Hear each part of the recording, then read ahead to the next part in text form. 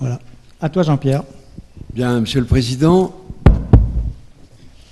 mes chers collègues, mes chers amis, mesdames, messieurs, il me revient donc de prononcer l'éloge d'Henri Viard, qui nous a quittés le 13 septembre 2015.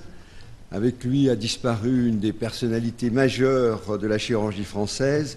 Vous savez qu'il alliait la compétence, le savoir et l'élégance. Henri Viard était né en 1927 dans un petit village de Haute-Savoie, à cet endroit de la vallée où commence le pays du Mont-Blanc. Il était le troisième d'une famille de 7 garçons.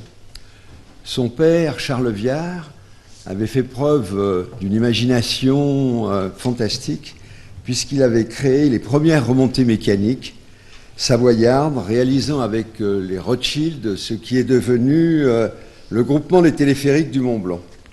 Il décédera brutalement en 1946, laissant son épouse responsable de 7 garçons qu'elle éleva avec courage. 4 ans après, le malheur frappa encore cette famille avec la disparition d'un de ses fils. Et Henri Viard disait « Le meilleur d'entre nous est parti ». Madame Charles Viard était une femme exceptionnelle, ayant toujours cherché, malgré les difficultés de la vie, à rester élégante, disponible pour tous ses enfants. Elle recevait les amis de ses enfants et par la suite les élèves de ses enfants avec toujours, une gentillesse qui touchait tout le monde. Henri Viard a eu la chance de la garder très très longtemps puisqu'elle a pu assister à sa leçon inaugurale qu'il prononça en 1967 lorsqu'il fut nommé, 1967, lorsqu'il fut nommé professeur de clinique chirurgicale universitaire à Dijon. Alors, Henri Viard avait eu comme horizon pendant toute sa jeunesse le Mont Blanc, la chaîne des Aravis et les aiguilles de Varins. Son enfance fut quelque peu turbulente. Il était doté d'une sensibilité un peu excessive. Cela a d'ailleurs déterminé son surnom lyonnais, Poupon, car il se lamentait facilement. Ce surnom lui est resté toute sa vie. Pour tous ses amis, il était Poupon. Et même ses élèves, issus de Lyon, ne parlaient de lui qu'en disant Poupon. Comment va Poupon? Poupon a-t-il fait une bonne ouverture de la pêche? Salut Poupon pour moi. Pendant sa jeunesse, il avait une grande liberté, comme celle que l'on accorde aux enfants de la campagne. Avec ses frères et ses amis, il explorait les ruisseaux des pays du Mont-Blanc pour y braconner les truites, construire des moulins. Et c'est de là qu'est venue sa première passion, la pêche, et plus particulièrement la pêche à la mouche. Alors c'est moi qui appuie, d'accord. À cette époque, le sport avait pris une grande importance dans ses activités. Il avouait avoir récolté plus de lauriers sur les pentes de ski ou avec son équipe de football ou de natation. Parmi toutes ses activités, il avait ce penchant pour le ski, puisqu'il devint champion du Lyonnais de descente et de slalom géant, participa au championnat d'Europe universitaire, ce qui lui permit d'être chamois d'or à une époque où c'était quelque chose d'exceptionnel. Sa médaille trônait sur son bureau de sa maison de Fissin et faisait l'admiration de ses enfants, puis après de tous ses petits-enfants, et à qui il disait, à cette époque-là, pratiquement personne n'avait le chamois d'or. Mais il lui fallut faire un choix entre ces différentes activités, et il abandonna la carrière de skieur, il quitta ses amis, qui étaient Maurice Sanglard, Jean Vuarnet, avec lesquels il se battait sur la piche verte des Ouches. Malgré les sollicitations de son père, qui aurait souhaité qu'il rentre dans la société familiale, il décida de suivre son envie et de devenir chirurgien. Il entra à la faculté de médecine de Lyon à 17 ans. Il était un petit peu isolé, éloigné de son village, mais fort heureusement, il put retrouver une équipe homogène de hauts-savoyards qui ont fait toutes leurs études ensemble et qui étaient considérés comme une véritable franc-maçonnerie de la Haute-Savoie à la faculté de médecine de Lyon. Dès lors, sa carrière fut extrêmement brillante. Nommé en 1947 à 20 ans externe des hôpitaux, il réussit le concours d'internat 2 ans après, à 22 ans, puis ce fut l'enchaînement des différentes étapes. En 1954, docteur en médecine, puis chef de clinique et assistant.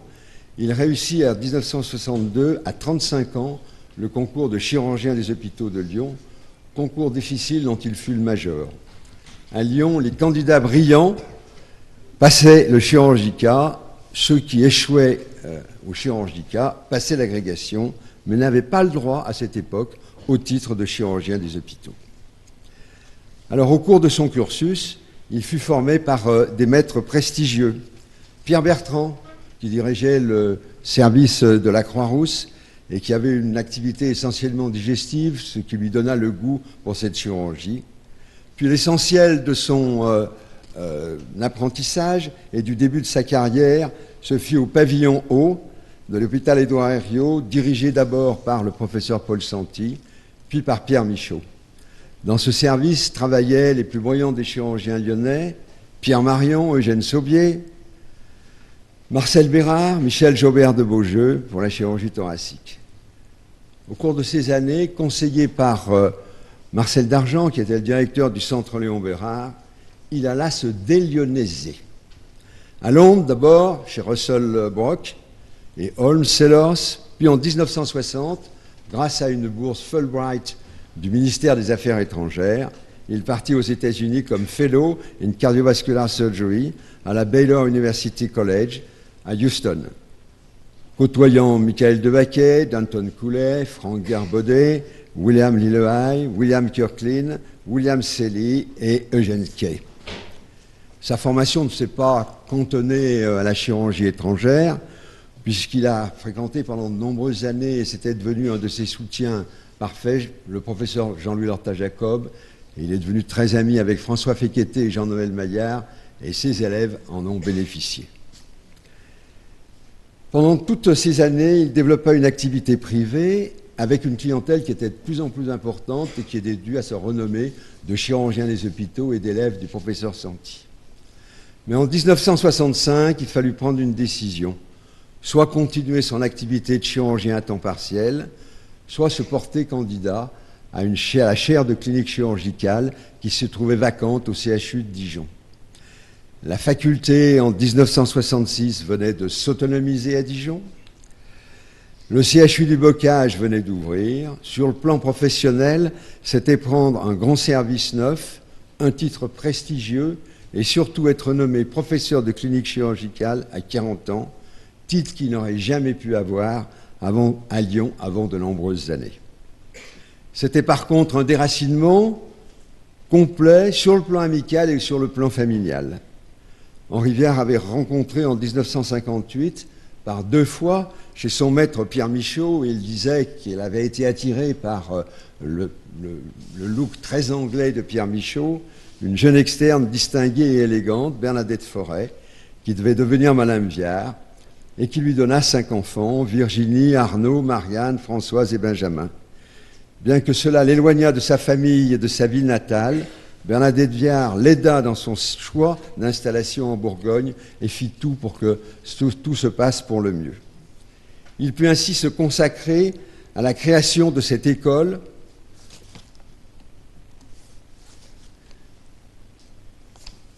de chirurgie.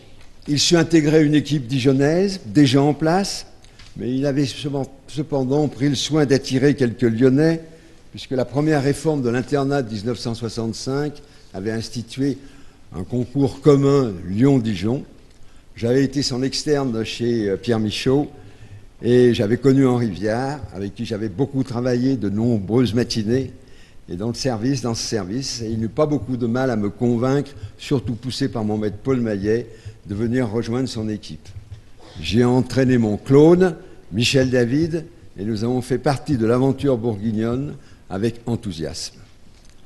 À Dijon, le service de clinique chirurgicale comprenait 90 lits, dont un service de réanimation rattaché au service et sous sa responsabilité. Henri Viard dirigea cette clinique chirurgicale avec une rigueur qui permettait à cette énorme boutique de fonctionner harmonieusement pour le bien des malades. L'organisation était un modèle, c'était un programme qui était immuable. À 8 heures tous les matins, le staff permettait aux cheftaines, puisqu'on avait transposé le nom lyonnais avant qu'elles ne deviennent des surveillantes, de faire le rapport sur tout ce qui s'était passé dans l'unité pendant la nuit. de rapporter les événements difficiles, ce qui permettait de prendre les décisions nécessaires avant que le bloc opératoire ne commence.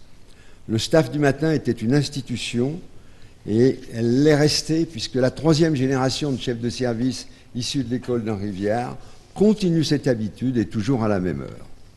Tout fonctionnait bien parce que tout le monde était au courant et le patron en premier lieu, ce qu'il jugeait comme très important. L'activité chirurgicale permit de faire rapidement la renommée du service dans différents domaines. En chirurgie digestive, digne élève de son maître Paul Santi, les maladies de l'œsophage ont été une des activités principales du service. Cette spécialité avait toute sa place car le service avait une double valence qui était aussi thoracique. Mais la chirurgie de l'hypertension portale, quand c'était la mode, n'a pas été oubliée et il a pu développer la chirurgie hépatique, la chirurgie pancréatique, la chirurgie colorectale, sans oublier la chirurgie endocrinienne. Ce fut aussi l'essor considérable de la chirurgie vasculaire, puis à partir de 1972, de la chirurgie cardiaque sur circulation extracorporelle. Par ailleurs, le rein étant un organe très vascularisé, bien évidemment, le service a commencé une activité de transplantation rénale.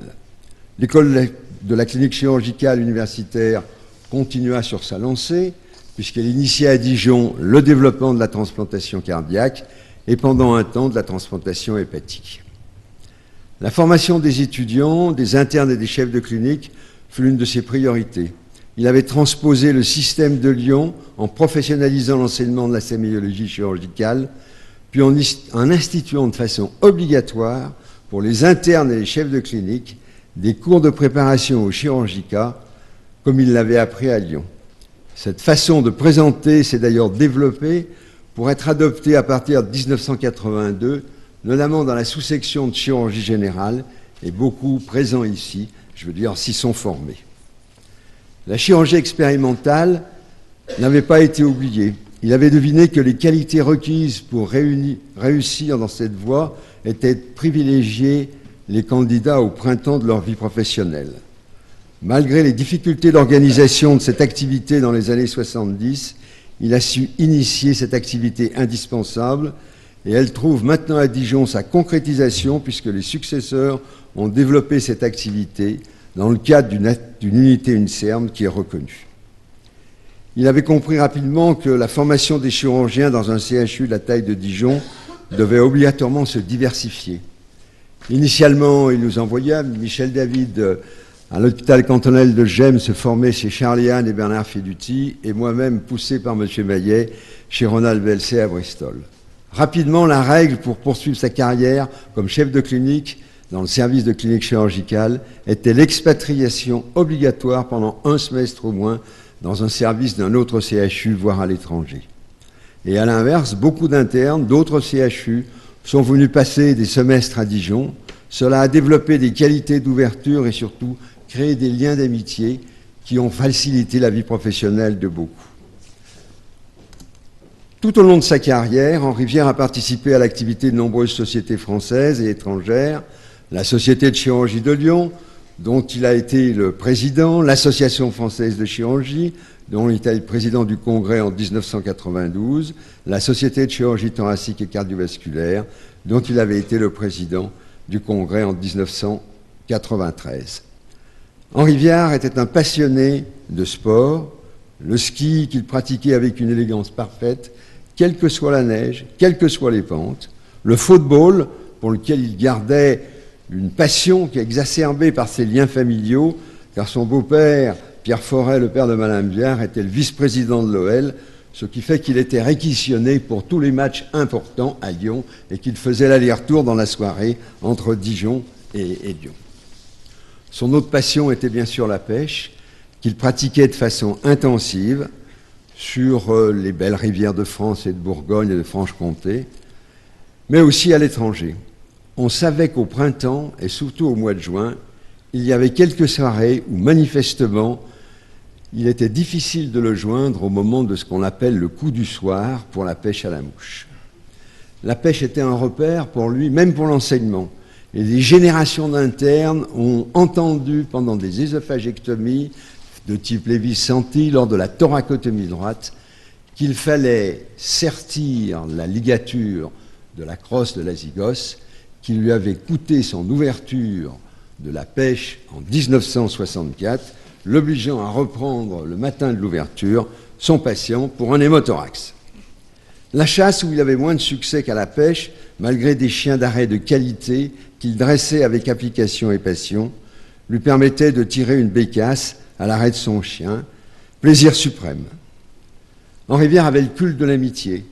Ses nombreux amis, connus sur les bancs de la fac et à l'internat, avec lesquels il partageait les vacances dans le midi, les week-ends, les séances de pêche et de chasse, et surtout les parties de poker, dont les gains servaient à alimenter une cagnotte qui leur permettait une fois par an à cette bande de se réunir et de dîner dans un restaurant étoilé, était un de ses dérivatifs favoris. La passion d'Henri Viard, c'était sa famille. Son épouse, qui était la personne qui l'épaulait, le rassurait quand les difficultés survenaient. Ses enfants, puis ses petits-enfants, étaient pour lui sa joie et sa fierté, mais aussi un facteur limitant, car lorsqu'on partait à l'étranger, au bout de quelques temps, il s'ennuyait, il fallait vite qu'on rentre pour qu'il retrouve son cocon familial. L'arrêt de ses activités chirurgicales en 1997 s'est déroulé en douceur, mais avec la joie lors de son jubilé, qui était en 1997. Il avait commencé son externat en 1947, organisé au château de Claude Vougeot, de voir près de 500 de ses élèves, collaborateurs et amis venir lui rendre hommage au cours d'une soirée qui restait mémorable. Les modifications profondes de notre système de santé commençaient à lui peser, et je crois qu'il a apprécié de ne pas être confronté aux changements radicaux que notre mode d'exercice, surtout à l'hôpital public. Henri Viard a marqué l'université française, charismatique, humaniste. Il a été une des personnalités marquantes de notre pays. Ces dernières années ont été difficiles du fait de ses problèmes de santé. La disparition de Madame Viard a été pour lui une épreuve, mais nous savons qu'il a pu la rejoindre pour son plus grand bonheur, et cela permet à ses enfants, à ses petits-enfants et à ses amis ainsi qu'à ses élèves de supporter la peine de sa disparition.